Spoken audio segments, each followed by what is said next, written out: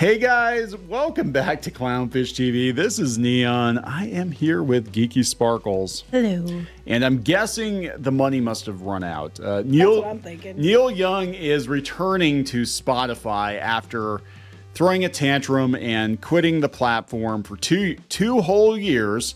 It hasn't even been 2 years. I don't think it's been quite 2 years, has it? Oh no, I guess it hasn't been quite 2 years. For about a year and a half, he had a tantrum because God forbid they platformed Joe Rogan, and I think he thought if he held his breath long enough that they would get rid of Joe Rogan. But Joe Rogan actually just had his contract renewed at Spotify for $250 million. Damn. He's the biggest thing on the platform. And people forgot Neil Young existed. Well, that's it. I never understood like why Neil Young thought that if he, tells me he's going to leave, that it was going to make a difference. Like, I never got that. It's like of all the people threatening to leave Spotify, Neil Young. It'd be like if we threatened to leave YouTube, they wouldn't care. They wouldn't care. I know my place. Yes. They would be like, oh, you guys. Like, so what? Don't have to announce it. How many subs do you have? Do you even have 10 million? No, we don't care. We don't care. Even if somebody had 50 million and left the platform, they wouldn't care. I might care about that. Anyway, but no, they're not going to care about us. That's what it reminded me of. I'm not saying we're as big as Neil Young, but I just am like, nobody cares. Nobody cared. And nobody's going to care when he's back. But apparently he has to come back to Spotify because he probably needs money, and it's the biggest music and podcast streaming platform. So let's talk about this. Before we get into it any further, please subscribe for more pop culture news, views, and rants. Guys, you get woohoo if you do. Woohoo. Speaking of Spotify, speaking of podcasts, we have podcasts on Spotify that you can listen to.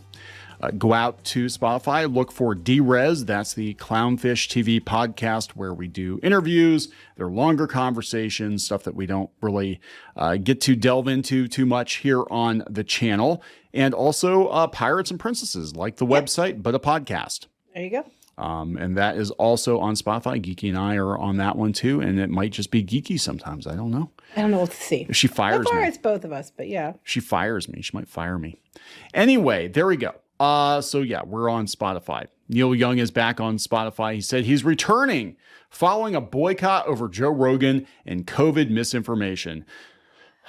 So here's the thing though. The problem about the COVID misinformation is a lot of things that were labeled as misinformation, 3-4 years ago, turned out to be sometimes information that they're trying to bury now. So, I mean, not everything, but a lot of things. Like I know they said about the female issues where, it was misinformation. Can confirm, not misinformation.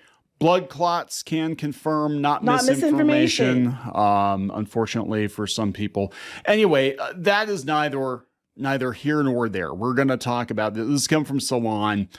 Just the backpedaling is amazing here. So yeah, he quit in 2022. He said he accused Rogan of spreading fake information about the COVID-19 pandemic and vaccines on his show. I'm doing this because Spotify is spreading fake information about vaccines, potentially causing death to those who believe the disinformation being spread by them. But some people would argue that spreading the word about vaccines might have caused death in some people. I'm just saying. Depending on who you ask. I mean, the ever evolving misinformation around the situation when, choosing my words carefully, when the pandemic first started, you were not even allowed to talk about it on YouTube at all. You weren't even allowed to acknowledge the coof. You were not even allowed to acknowledge that there was a pandemic. And I remember remember the pandemic was racist? Yes, we did a video on that. We have documentation. Yeah, because Sony pulled out of, I think it was E3 or PAX. I think it was PAX. Was it PAX? I don't remember. I think it was PAX because E3 would have been later in the year. They pulled out of, anyway, a video game show. Sony pulled out because they're like, hey, yeah, we have concerns about sending we don't want to send our people there to get sick. They were flying the whole way over. You're at airports. Right. And that's how it was spreading, right? So they're like, hey, we're going to err on the side of caution. We're not going to send our people. This is before the shutdowns. This is before, literally 2 or 3 weeks before the shutdowns. And they're all like, oh my God, Sony's racist against Asian people. I know. I'm like, did you just read what you wrote? I thought that was so funny. Sony is is racist against Asian people. They did. And they were going, God, they were like, you know, if you acknowledge it at all, you're racist against China and stuff. I'm like, are you? I was like, what? What? Anyway, yeah. So this is Salon. So props to them. Young wrote this in a now deleted letter addressed to his management team and record label. I want you to let Spotify know immediately today that I want all my music off their platform. They can have Joe Rogan or they can have Neil Young, not both. Oh, wow. Wonder who they're going to choose. This article is dated February 3rd. Controversial podcast host Joe Rogan signs a new deal with Spotify for up to a reported $250 million. I'm just saying. Guess what? Guess what, Neil? They picked the biggest podcaster on the planet. Good news. Now they can have both. Good news, guys. You don't have to choose. Good news. I'm just sitting here thinking I can imagine Neil Young saying this with a mask on or something like, you know, Spotify, no, I can have Joe Rogan, but not both. It's like Kenny. In a statement released on Tuesday, Young said his decision to backpedal was due to Apple and Amazon serving the same disinformation podcast features. Okay, but we're years down the road. We're 2 years from when he left, right? And why is it? What is the misinformation now that he's pissed about? Because they're letting Rogan on Amazon and Apple now too. So part of his Spotify deal is he's no longer exclusive, so he can go to YouTube.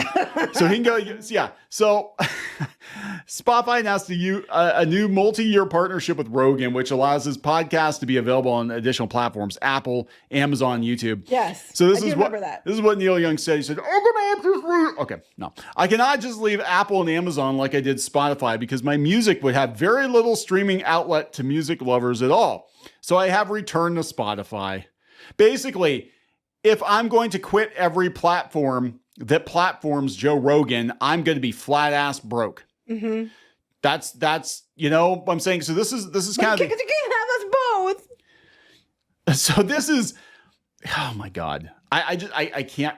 This is what happens when people do these boycotts. A lot of times they don't think about like, well, I'm not gonna support any company that also supports this thing, and then they realize it's like, okay, well that includes Walmart and that includes Amazon and that includes every bank and all the grocery stores. And that's like the whole NFT thing and the whole blockchain thing. Yeah. Anybody that supports NFTs or blockchains in any capacity whatsoever, I'm gonna boycott you. I was like, but the social media platform you're on uses it. Your banks that you use it. I know, right? You know, I'm like, pretty much everything you do, and you're on your computer and phone, so you're hurting the environment probably as much yourselves. But that's okay when it's you. Oh, I think it's hilarious. They're like, well, we're not going to use Twitter because of the alt-right. They took it over, and Elon Musk is taking it over, and we're not going to use Twitter.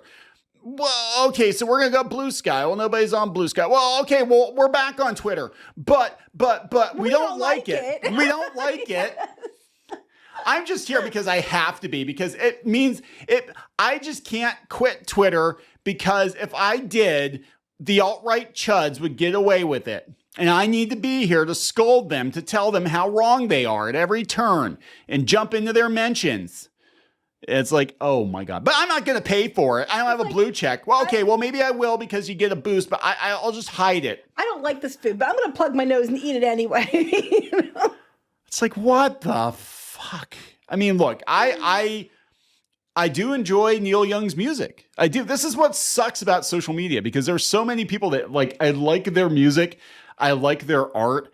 I like their books. I like their movies, whatever. But then you get to know them better on social media, and you're like, God, I liked it better when you were just like a name on an album and I really didn't know what you were all about. Or you do an occasional interview on proper Rolling Stone, not where the hell Rolling Stone has become.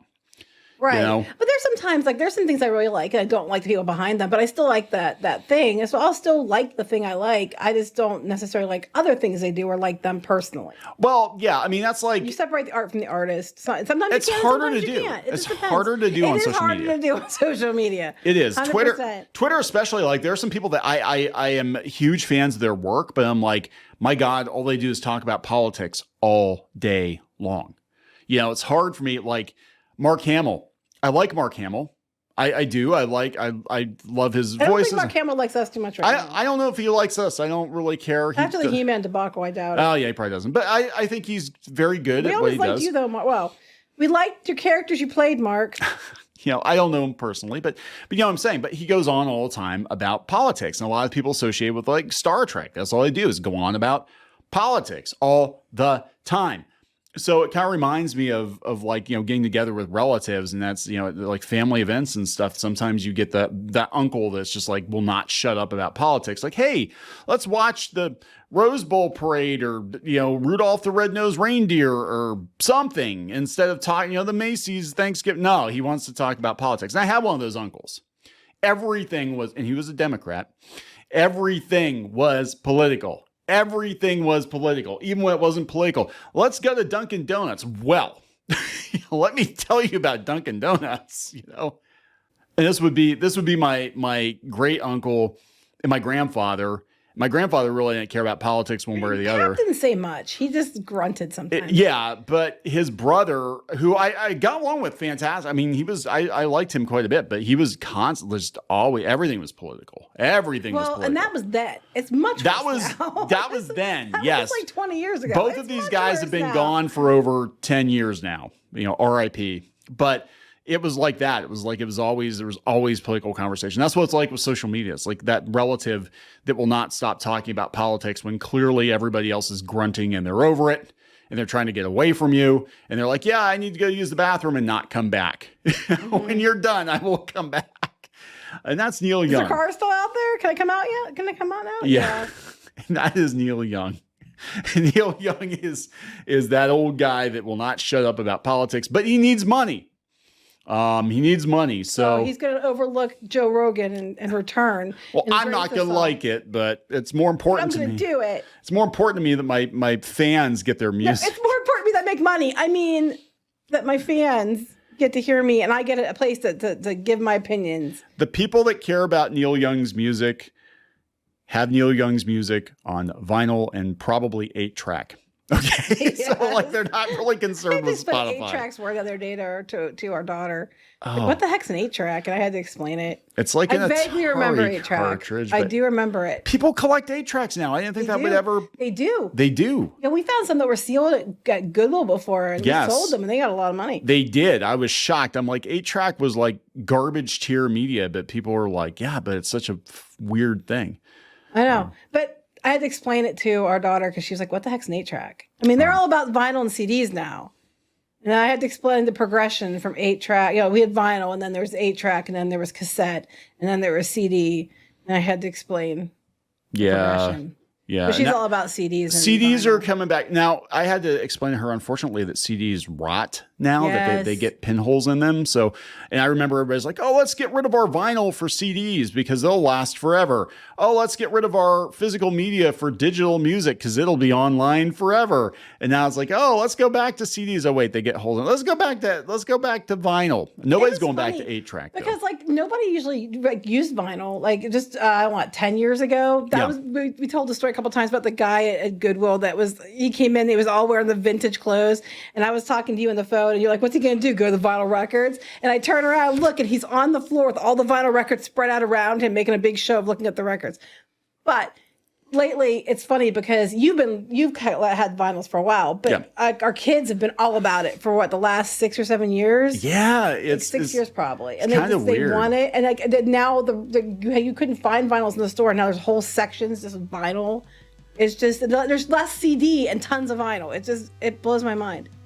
I know, it's weird. And what's old is new again. And then you go to Walmart and they just have like a physical media aisle. They have one row. It used to be like rows. I explained to the kids, like, okay, when CDs were big, when cassettes were big, like they had rows and rows of CDs and cassettes. People weren't putting it on their phone though, digitally though. Yeah, now it's like, thanks, Steve Jobs.